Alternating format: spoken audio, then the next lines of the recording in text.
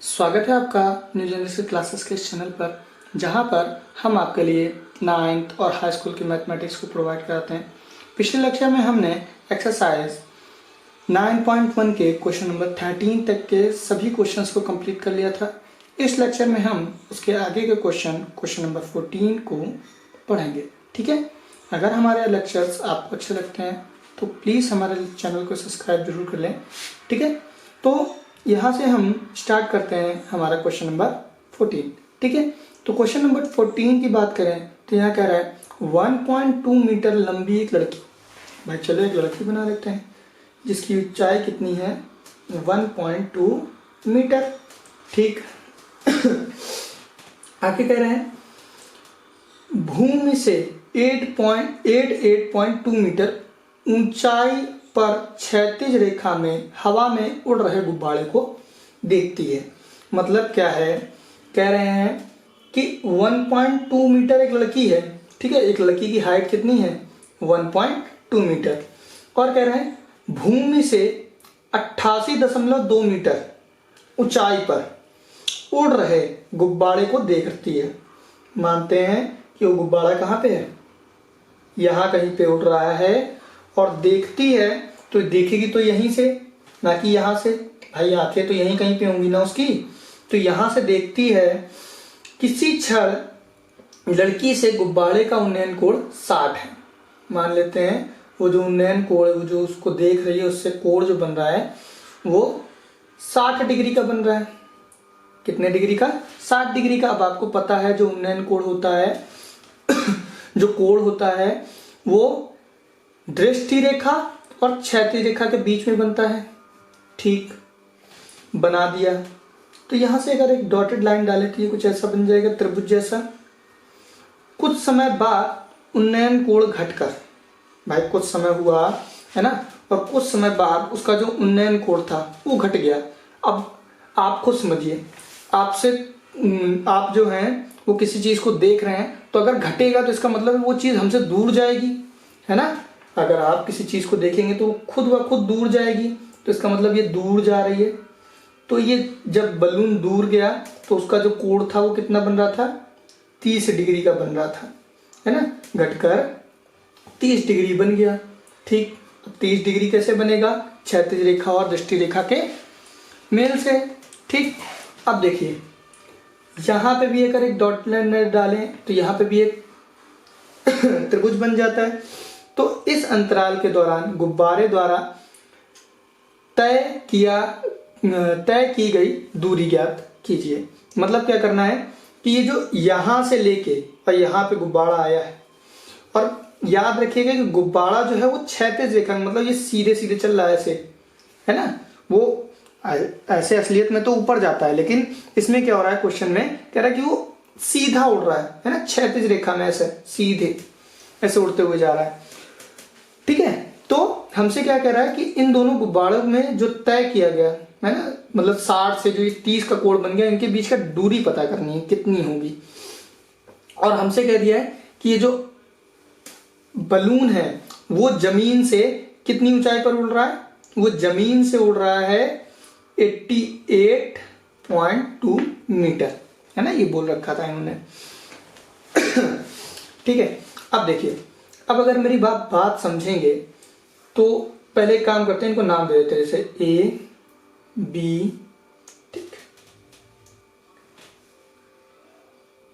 C D E F G, और ये कौन सा हो गया, एच पॉइंट हो गया। तो अगर आप मेरी बात अगर समझें तो त्रिभुज हमारा कहाँ बन रहा है, एक तो त्रिभुज हमारा ये बन रहा है, ठीक है, और दूसरा हमारा त्रिभुज कहाँ बन रहा है, दूसरा जो है वो ये बन रहा है ना। दूसरा जो है हमारा त्रिभुज ये बन रहा है। तो हमें क्या इस पूरी ऊंचाई की जरूरत पड़ेगी, नहीं, हमें कितनी जरूरत पड़ेगी, हमें जरूरत पड़ेगी ई एफ की। और हमारे पास तो ये पूरी ही ऊंचाई दी हुई है ना, कि ये पूरी ऊंचाई 88.2 है। क्यों, क्योंकि लड़की जो थी वो यहां से देख रही है ना कि यहां से। ठीक तो हम क्या करेंगे, EF पता कर लेंगे। कैसे, देखो ये हमें 1.2 मीटर दी हुई है भाई, जितनी AB है उतनी ही तो DE भी है, तो इसमें से हम घटा देंगे तो ये कितनी निकल आएगी, EF कितनी निकल आएगी, EF बराबर आ जाएगा 87, यही तो आएगा 87 मीटर। ठीक, कोई दिक्कत हुई नहीं हुई। ठीक है, तो जितनी हमारी EF होगी उतनी ही तो हमारी GH भी होगी। क्यों, क्योंकि जितनी ये है उतनी ही तो ये भी है ना। ठीक, तो अब देखिए, अब हम क्या करेंगे, इसको नॉर्मली सॉल्व करके निकाल लेंगे। कैसे, ये हमसे बोला है कि आपको क्या करना है, निकालना क्या है, ये जो H और E इसके बीच की दूरी निकालनी है। क्यों, क्योंकि गुब्बारे ने इतनी दूरी तय की है, तो हमसे कह रहा है ये आपको पता करना है। अगर हम इस पूरे में से क्या कर लें, इस पूरे में से AE में से AH घटा देंगे तो HE निकल आएगा। चलिए समझते हैं कैसे। देखिए, सबसे पहले हम लोग एक त्रिभुज ले लेंगे। त्रिभुज क्या लेंगे, AHG में। ठीक, जब त्रिभुज AHG में लेंगे तो ये जो है ये 60 डिग्री का कोण बना रहा है ना। तो देखिए, थीटा के सामने वाली भुजा लंब होती है, तो क्या है, HG है।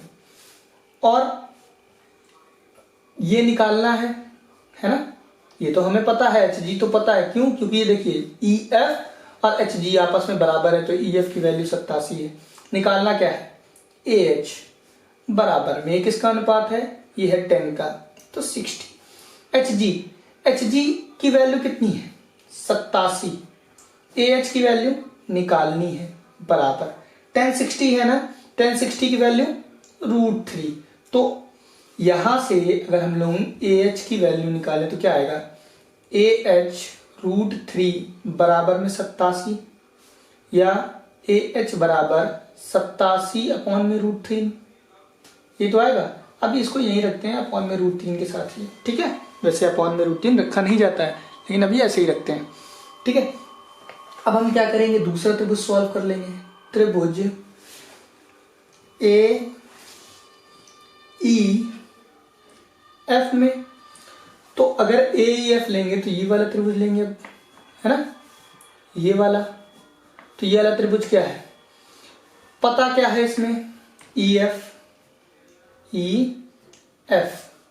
अपॉन में निकालना क्या है, AE बराबर में किसका अनुपात है, ये 10। कोण कितना बन रहा है, 30। अब देखिए EF की वैल्यू 87 थी, अपॉन AE की वैल्यू कितनी है, नहीं पता।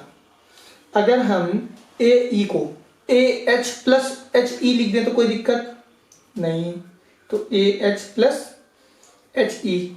देखिए समझते हैं इस बात को। AE को हमने ये कैसे लिख दिया, देखो ये पूरी है, अगर हम इसको आधी आधी कर लें, मतलब इसको और इसको जोड़ दें तो भी तो A ही निकलेगा, AH और HE।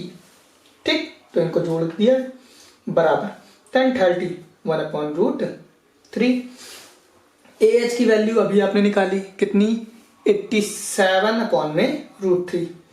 तो 87 अपॉन AH की वैल्यू कितनी थी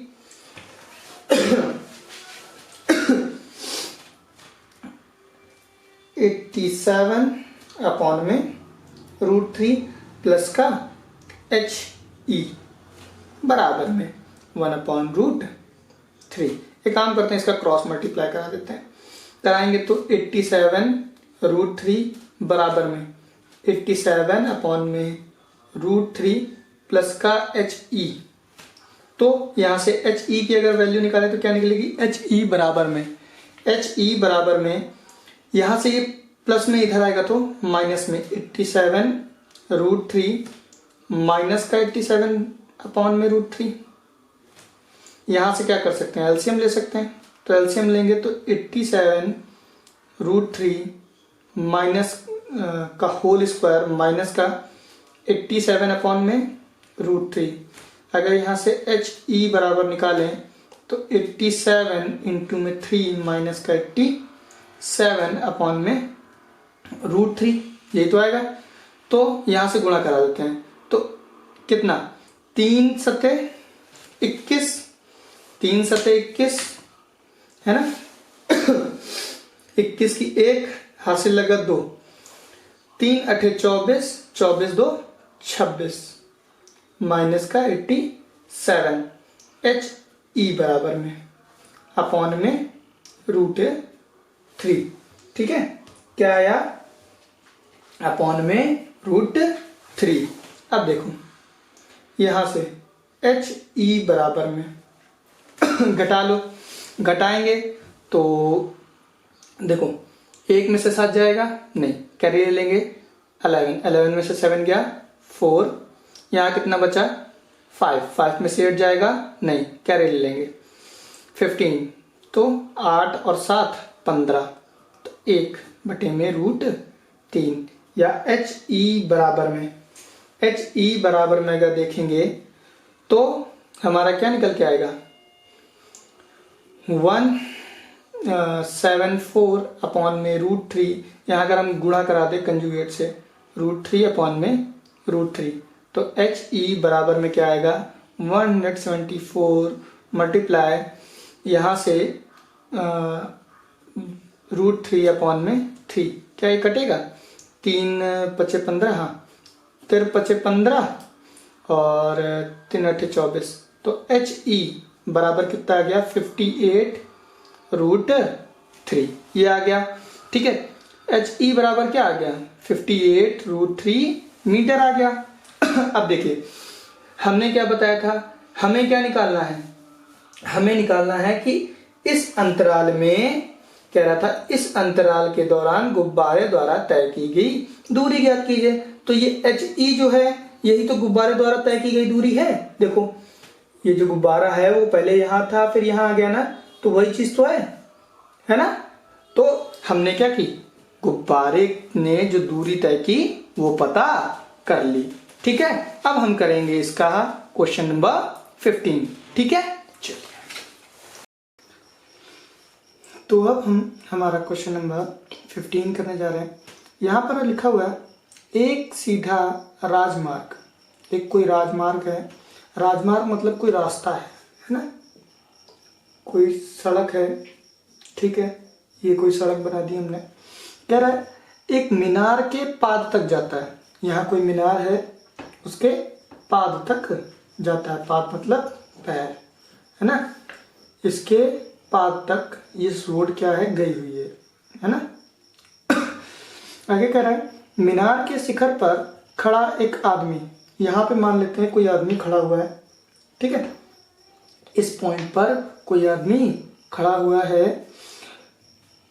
एक आदमी एक कार को 30 डिग्री के अवनमन कोण पर देखता है ना। मतलब कोई कार है यहाँ पे है ना, मान लेते लेट्स से यहाँ पे कोई कार है, तो वो जो कार है उसको 30 डिग्री के अवनमन कोण पर देखता है। मतलब यहाँ से कुछ ऐसे देख रहा है ना। अवनमन कोण क्या होता है, ऊपर से नीचे की ओर बनता है। तो ऊपर से देख रहा है और कार कहाँ पे है, यहाँ पर है। किसके कोण से देख रहा है, कोण जो बन रहा है उसकी आंखों से वो बन रहा है 30 डिग्री। तो आपको पता है जो कोण होता है वो आपका दृष्टि रेखा और क्षैतिज रेखा के बीच में बनता है। क्षैतिज रेखा यहाँ पर थी नहीं, तो हम क्या करेंगे जो क्षैतिज रेखा है वो बना देंगे। ठीक, ये जो डॉटेड लाइन है ये आपकी क्षैतिज रेखा हो गई। अब आपको पता है कि अगर ये एंगल आपका 30 डिग्री है तो ये भी 30 डिग्री होगा। क्यों होगा, क्योंकि ये एकांतर कोण की वजह से ये 30 डिग्री हो जाता है। ठीक है, अब आगे क्या है, जो कि मीनार के पाद की एक समान चाल से चल रहा है। मतलब यहाँ जो ये जो कार वाला है ना, ये कार जो है एक सिंपल सी, मतलब जैसी चाल से अभी तक चल रही थी उसी चाल से वो आगे बढ़ रहा है। ठीक है, ऐसे महल की तरफ वो जो क्या है वो बढ़ रहा है। 6 सेकंड बाद उसका अवनमन कोण 60 है ना। मतलब 6 सेकंड लगे, 6 सेकंड बाद वो आदमी देखता है कि उस जो कार थी है ना, वो जो दूसरी आगे कार बढ़ गई, थोड़ी सी आगे बढ़ गई। 6 सेकंड बाद उसकी कार का अवनमन कोण आपको पता है ये होता है ठीक 60 डिग्री। अगर ये 60 है तो ये भी 60 हो जाएगा, तो 60 डिग्री हो गया। आगे कह रहा है इस बिंदु से मीनार के पाद तक पहुंचने में कार द्वारा लिया गया समय ज्ञात कीजिए। भाई उसको यहाँ से यहाँ तक जाने में कितना समय लगा, 6 सेकंड। कितना समय लगा, 6 सेकंड। अब वो पूछ रहा है कि ये जो यहाँ से ये जो पॉइंट आ गई है यहाँ पे 6 सेकंड बाद, तो यहाँ पे आ गई, यहाँ से मीनार तक, ये जो मीनार है यहाँ तक पहुंचने में उस कार को, है ना, कितना समय लगेगा। ठीक है, पहले हम इसको कोई नाम दे देते हैं, जैसे ए, बी, सी और डी। ठीक है अब इसका मतलब समझते हैं। इसमें कह रहा है आप समय निकालिए, और आपने अभी तक जितने भी क्वेश्चन पढ़े हैं उसमें आपने समय नहीं निकाला है। ठीक है, और ट्रिग्नोमेट्री की सहायता से कभी भी समय नहीं निकलता है। तो एक फार्मूला होता है, आपने पढ़ा है, वो फार्मूला है समय बराबर दूरी बटे चाल। ठीक है, अगर हम चाल पता कर लें और दूरी पता कर लें तो हम समय निकाल सकते हैं। तो अब हम क्या करेंगे, सबसे पहले दूरी निकाल लेंगे कि उसने ये जो BC है ना, ये जो BC है इसको चलने में कितनी दूरी तय की। ठीक है, ये निकाल लेंगे। और ये निकालेंगे कैसे, ये निकालेंगे AB की मदद से। अब निकालेंगे कैसे, देखिए अगर हम ये कह दें कि एक कार है ना, मान लेते हैं कि एक कार है वो कार लिख देंगे, माना कार 1 सेकंड में कुछ दूरी तय करती है। अब वो दूरी मान लेते हैं जैसे x मीटर दूरी तय कर रही है। बात समझ में आ गई, मतलब हमने क्या किया, 1 सेकंड में वो x मीटर दूरी तय करती है, तो उसी प्रकार से वो कार 6 सेकंड में कितनी दूरी तय करेगी, 6 सेकंड में तय की गई दूरी बराबर 6x मीटर, है ना। भाई एक कार है 1 सेकंड में अगर x मीटर तय करेगी तो 6 सेकंड में 6x मीटर दूरी तय करेगी, सिंपल सी बात है। ठीक, अब देखिए, अब आपने क्या किया कि यहां से AB कितनी निकल आई आपकी, 6x मीटर। ठीक, अब इतनी बात समझ में आ गई।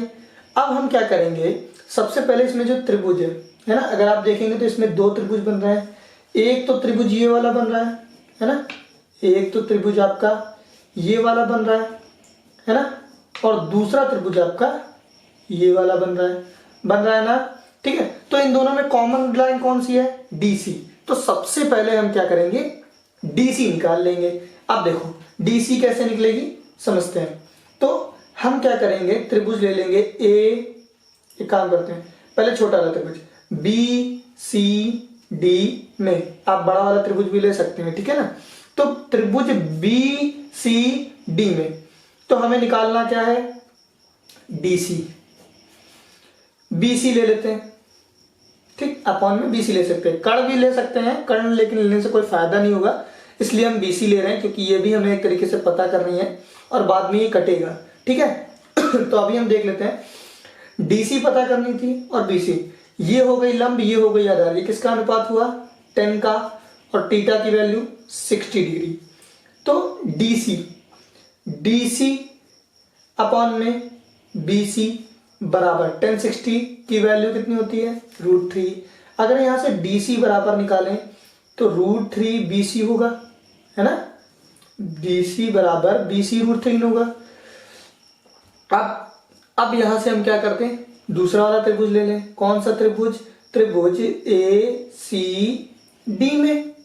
ठीक, अगर त्रिभुज ACD में लेंगे तो मेरी बात समझिएगा त्रिभुज ACD में DC पता करनी है और AC बराबर में tan 30 होगा कि नहीं होगा, tan 30 डिग्री।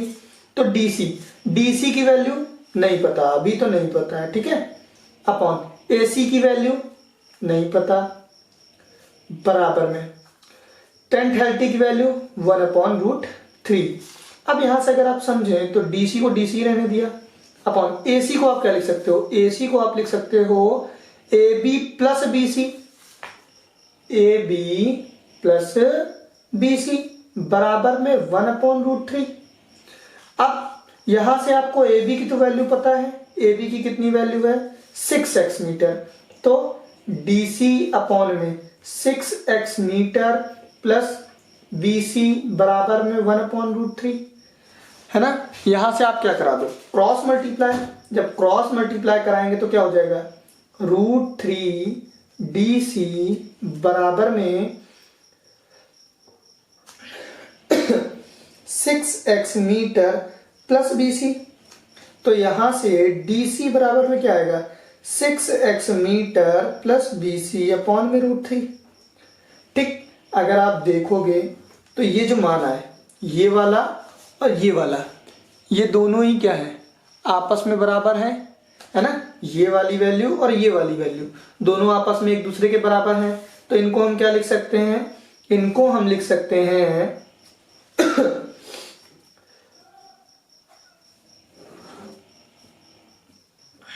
√3 BC बराबर में 6x metre plus BC upon में √3।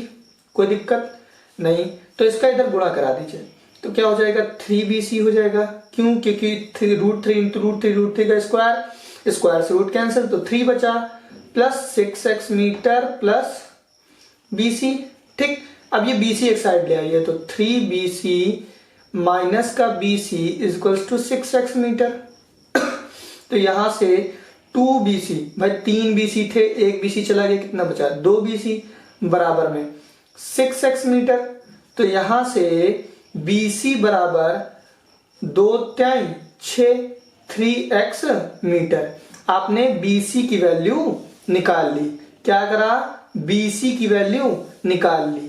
अब यहां से अगर कोई DC की वैल्यू पूछ ले, है ना, आपसे क्या कह दे कि ये जो मीनार है इसकी ऊंचाई निकालिए, तो आप कैसे निकालोगे, वैसे पूछा नहीं गया तो निकालेंगे नहीं। ठीक है, अगर निकालना हो तो ये जो 3 है इसका मान यहाँ पे रख देना, आपका DC का मान आ जाएगा। ठीक है, अब बात करते हैं कि हमसे कह रहा था आप समय निकालिए। ये जो BC है ना, ये समय निकालना था। ये जो आपका BC है, इसने जो ये दूरी चली, इसको इस दूरी को तय करने में कितना समय लगा होगा, है ना, यही तो निकालना है। तो आप एक लॉजिक से समझो है ना, अगर आपको एक लॉजिक बताएं तो आप गौर से समझिएगा।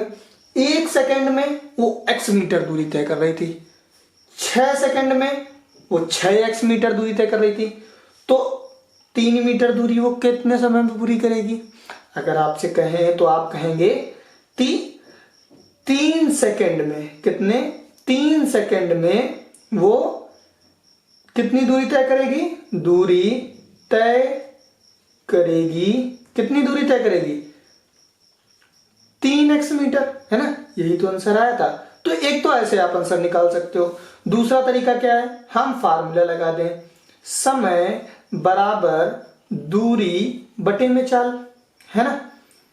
तो देखिए अब यहां से इसमें हम फार्मूले का यूज कैसे करेंगे, लॉजिक समझेंगे। चाल अगर आप देखोगे तो 1 सेकंड में x मीटर दूरी तय कर रही थी। अगर हम कभी बोलते हैं तो क्या बोलते हैं, जैसे अगर हम गाड़ी चला रहे हैं तो हमारी गाड़ी की स्पीड होती है 40 किलोमीटर प्रति घंटा, लिखते हैं, है ना, 40 किलोमीटर प्रति घंटा की रफ्तार से चल रही है। तो यहां पे 1 सेकंड, क्या 1 सेकंड में x मीटर दूरी तय कर रही है, तो हम यहां से कह सकते हैं कि x मीटर प्रति सेकंड की रफ्तार से हमारी जो गाड़ी है वो चल रही है ना। तो चाल हमारी क्या आ जाएगी, यहां से अगर हम देखें तो x मीटर प्रति सेकंड से बोल सकते हैं ना।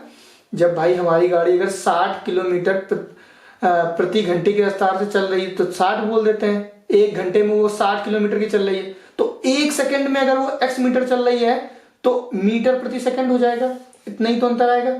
तो दूरी है ना, दूरी आपने निकाल ली, BC की दूरी कितनी आई 3x मीटर बटे में चाल आपकी x मीटर प्रति सेकंड, यही तो आएगी भाई, x मीटर प्रति सेकंड की रफ्तार से वो जो गाड़ी है वो चल रही है, हमें पता नहीं कितनी है, लेकिन हमने एक अंदाजा लिया कि वो x मीटर प्रति सेकंड की रफ्तार से वो गाड़ी चल रही है। तो आप देखिए, अगर इसके बटे में 1 लगा दें तो इसका गुणा, या इसको एक तरीके से लिख देते पहले, ठीक, समय बराबर में 3xm अपॉन में 1 अपॉन में xm अपॉन में s। तो देखो ये कुछ ऐसे हो जाएगा, s फॉर सेकंड है, ठीक है, याद रखिएगा। अब समय बराबर, यहां से अगर समय की वैल्यू निकालें तो देखिएगा ये हो जाएगा 3xm इंटू में सेकेंड अपॉन में xm। तो xm से xm कैंसिल, क्या बचा, समय बराबर बचा 3 सेकेंड। और हमने लॉजिक से भी तो यही निकाला था, लॉजिक से भी तो हमने यही निकाला था कि 3 सेकेंड में वो क्या करेगी, 3x मीटर दूरी तय करेगी, वही तो हमारा आंसर था। ठीक है, तो इस तरीके से हमारा जो क्वेश्चन नंबर 15 है वो कंप्लीट होगा। नोट कर लीजिएगा इसको, थोड़ा सा इंपॉर्टेंट क्वेश्चन है और ये आपके बोर्ड पेपर में आने के चांसेस इसके काफी ज्यादा हो जाते हैं, तो आप इसको नोट कर लीजिए और एक बार फिर से एक बार घर पे आप लगाने की कोशिश कीजिएगा। ठीक है, तो अब हम कराने जा रहे हैं हमारा क्वेश्चन नंबर 16। ठीक है, चलिए स्टार्ट करते हैं हमारा क्वेश्चन नंबर 16। तो क्वेश्चन नंबर 16 में हमसे कह रहा है कि मीनार के आधार से, है ना, कोई मीनार है, मीनार पहले हम बना लेंगे, ठीक, ये मीनार है, इसके आधार से, तो इसका आधार यही होगा, और एक सरल रेखा में, एक सरल रेखा है कोई, है ना, 4 मीटर और 9 मीटर की दूरी पर दो बिंदु क्या है, 4 मीटर और 9 मीटर की दूरी पर स्थित दो बिंदु, एक तो जो बिंदु है वो 4 मीटर पर है और दूसरा जो पॉइंट है वो है 9 मीटर पे। ये जो पॉइंट है ये आपका 4 मीटर, ये वाला जो पॉइंट है यहां से ये कितना है, टोटल 9 मीटर। कितना है, ये है 9 मीटर। ठीक, तो इसको हम नाम दे देते हैं A, B, C और D। कह रहे हैं से मीनार के शिखर का उन्नयन कोण, ये जो मीनार है इसके शिखर का उन्नयन कोण पूरक कोण है ना। अब पूरक कोण है तो इसका मतलब कि देखिए, जब यहां से देख रहा है तो कुछ कोण बन रहा है, यहां देख रहा है तो कुछ कोण बन रहा है, अभी ये नहीं पता कि कितना बन रहा है। कह रहा पूरक कोण है। अगर हम ये कह दें कि ये जो कोण है ये थीटा है तो ये 90 माइनस थीटा बनेगा। अब ये कैसे हो गया, मेरी बात समझिएगा। ये जो पूरक कोण है, पूरक कोण क्या होता है, पहले ये बात समझ लेते हैं। पूरक कोण, पूरक कोण का मतलब होता है कि angle A plus angle B बराबर में 90 होना चाहिए, मतलब किन्हीं दो कोणों का योग 90 होगा तो उसको हम लोग पूरक कोण कहते हैं। अगर आप समझो, अगर हम एंगल B को थीटा मान लेते हैं, है ना, क्या मान लेते हैं, थीटा, मतलब कुछ कोण है यहाँ का, एंगल B को अगर हम थीटा मान लेते हैं तो एंगल A हमारा क्या हो जाएगा, एंगल A बराबर क्या निकल के आएगा, एंगल A बराबर निकल के आएगा 90 माइनस एंगल B। तो हमने यही तो किया, एंगल B हमारा क्या था, थीटा था, तो यहाँ पे थीटा आ जाएगा बस, है ना। तो ये हमारा क्या हो गया, फिगर तैयार हो गया। अब हम क्या करेंगे, आगे क्या है, सिद्ध कीजिए कि मीनार की ऊंचाई 6 मीटर है। आपको क्या करना है, सिद्ध करना है कि जो मीनार की ऊंचाई है, ये जो मीनार है इसकी ऊंचाई 6 मीटर है। अब देखिए, अब इसको हम लोग प्रूव करते हैं। तो सबसे पहले हम लोग छोटा वाला त्रिभुज ले लेंगे, ये वाला, कौन सा, त्रिभुज BC और D में। तो लिखेंगे त्रिभुज BCD में। तो अगर यहां से आप देखें तो DC पता कर लेंगे, भाई पता करना है ना, एक तरीके से देखा जाए तो हमें प्रूविंग ना समझें तो हम सीधे ये समझ लें कि DC हमें निकालनी है ना। और पता क्या है, BC बराबर में किसका अनुपात, 10 का, थीटा है तो थीटा ही तो है, कोण यहाँ थीटा ही तो है ना, तो थीटा ले लिया। अब यहां से समझिए, DC पता है, नहीं पता, BC पता है, हाँ पता है, 4 मीटर बराबर में tan थीटा, कोई दिक्कत नहीं। तो यहां से अगर DC बराबर देखें तो 4 मीटर इंटू में tan थीटा हो जाएगा, कोई दिक्कत नहीं। अब देखिए यहां से हम क्या कर सकते हैं, अब अगला त्रिभुज ले लेंगे, त्रिभुज ACD में। अब देखिए अगर हम यहां से कहें DC हमें निकालना है और AC हमें पता है, तो बराबर में हो जाएगा tan 90 माइनस थीटा, यही तो बनेगा भाई। ये अनुपात किसका है, tan का, और ये कोण जो बनना था इसमें 90 माइनस थीटा ही तो बनना था, ये वाला कोण। तो ये कितना हो गया, 90 माइनस थीटा। अब आपको पता है कि AC की वैल्यू कितनी है, 9 मीटर बराबर में। यहां से अगर आप देखेंगे अगर आप यहां से देखेंगे तो आपको पता चलेगा कि ये जो है ना tan 90 माइनस थीटा, ये फार्मूला होता है। क्या होता है, फॉर्मूला किसका होता है, tan 90 माइनस थीटा बराबर होता है cot थीटा। आपने पढ़ा था ये फार्मूला, ठीक है। तो ये किसके बराबर हो जाएगा, cot थीटा के। तो यहां से आप क्या लिख सकते हो कि DC बराबर में 9 मीटर इंटू में cot थीटा, ये आपकी वैल्यू हो गई। अगर आप देखें तो ये DC बराबर हैं एक दूसरे के ना, तो हम क्या लिख सकते हैं, 4 मीटर इंटू में tan थीटा बराबर में